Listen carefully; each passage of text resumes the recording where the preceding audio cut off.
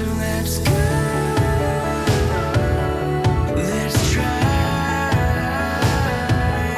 'Cause we know that this might be our last time. Royal Caribbean's Wonder of the Seas, with its maximum capacity of over 6,500 passengers, is currently the largest cruise ship in the world. We had the opportunity to sail on this beautiful beast last September before she made her journey over to Florida, and we were very impressed. I've already posted videos about our junior suite and the perks included, a condensed ship tour. We talked about the inside-facing balcony cabins in Central Park and the boardwalk and their complete lack of privacy, and in today's video, I want to talk about the live show offerings on board.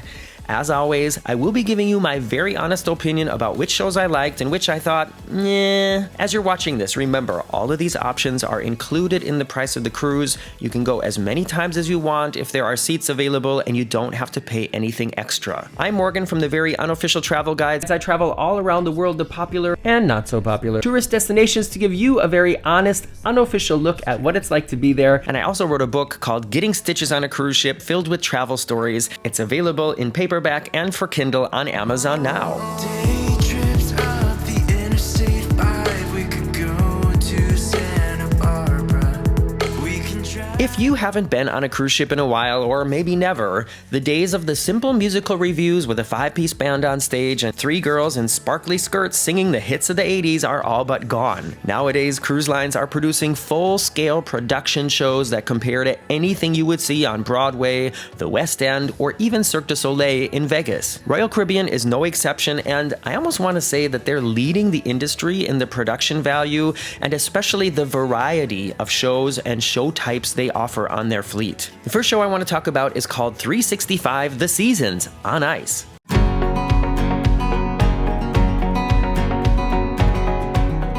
Yes, that's right.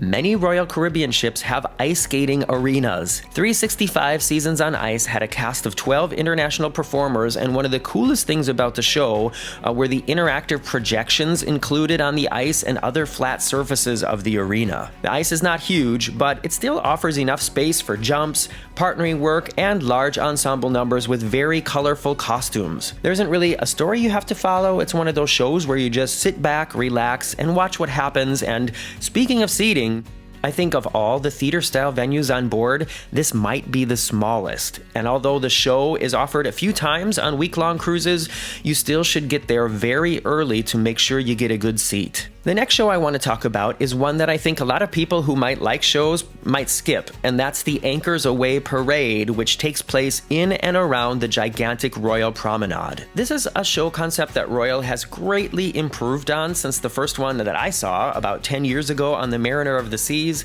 Back then, that one just seemed like a bunch of random crew members thrown into costumes who waved and walked from one end of the Royal Promenade to the other. But this one, on the Wonder of the Seas, this was a real show with a simple pirate-themed story, actual choreography, and a party feeling. It only happened once on our cruise, however, and that led to maybe the only time I felt really crowded on board. But a hot tip I can give you if you want to see a little bit of the show and not have to wait for a half an hour before it begins to reserve a good spot and be crowded in there is watch from up in Central Park.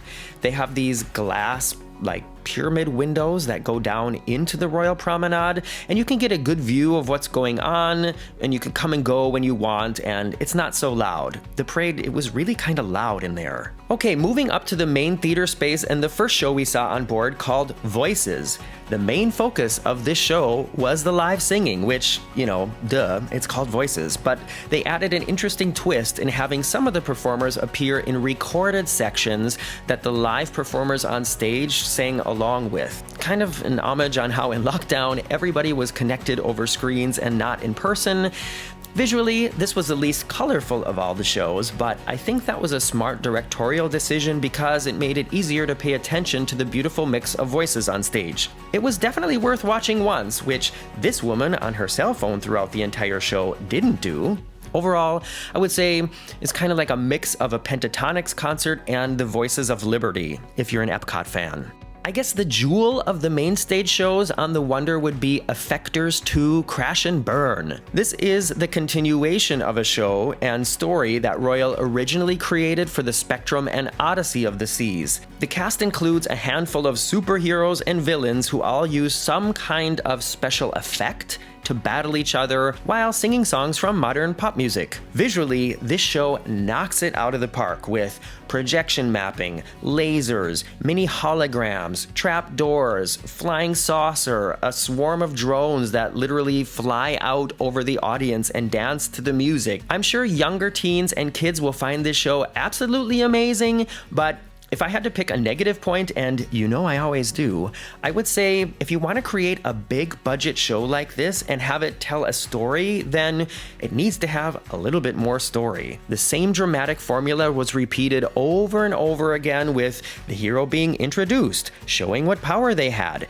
being surprised by the villains and their mob, and then being caught in exactly the same way as the hero before them was caught. I know I'm nitpicking, but I just think either more story was needed or no story was needed. It was beautiful to watch and the people were very talented, but it felt kind of underdeveloped to make this one of those like big hit shows. But once again, the talent and the visuals on stage were amazing, and I think they were actually still working on the show when we were on board, so maybe some things have been changed by now. Alright, the next show was the dance show, and also my least favorite show on board, and I'm gonna tell you why right after this commercial break.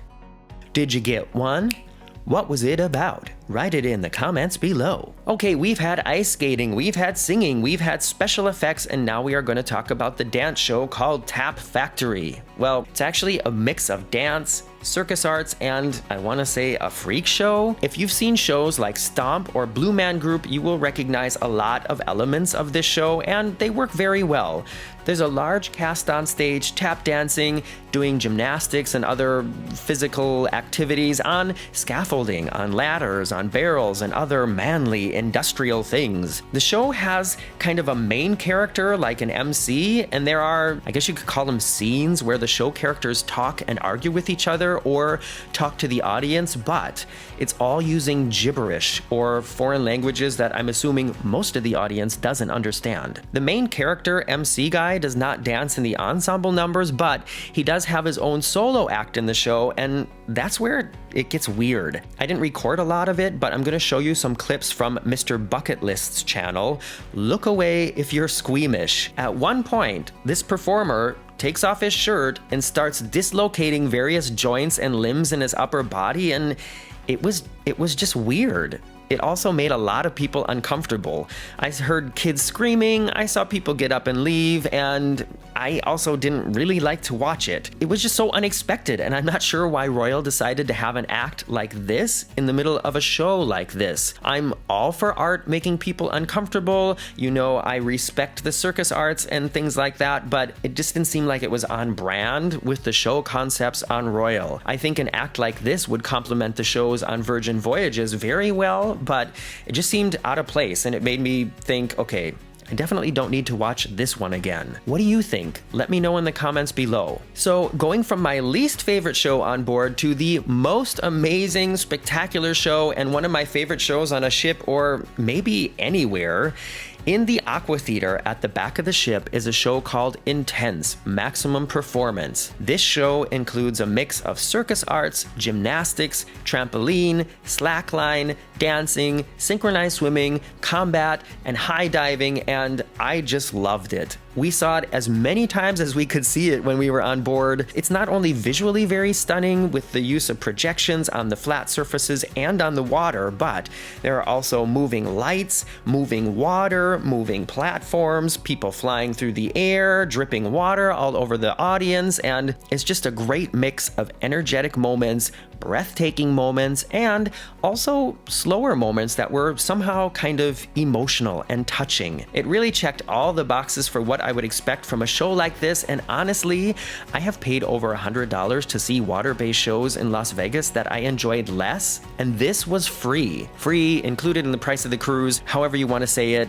give this video a thumbs up if you don't care if people say free or included in the price of the cruise either. Anyways, Intense Maximum Performance is also a perfect example that a large-scale show can be entertaining and moving, and it doesn't need to have a story or someone who rips their arms out of their sockets right in front of your face. There are other forms of live entertainment on stage. The ship offers live music in several venues at different times, as well as a comedy club, so as you can see, you will not be bored on one of these mega ships, these Oasis class ships from Royal. There are so many activities offered that not one of them ever gets super crowded, but it's still always a good idea to get there early if you want to get a good seat, or use the app or interactive televisions to reserve in advance if that is being offered. I'm Morgan from the Very Unofficial Travel Guides. Next week we'll be in Florida.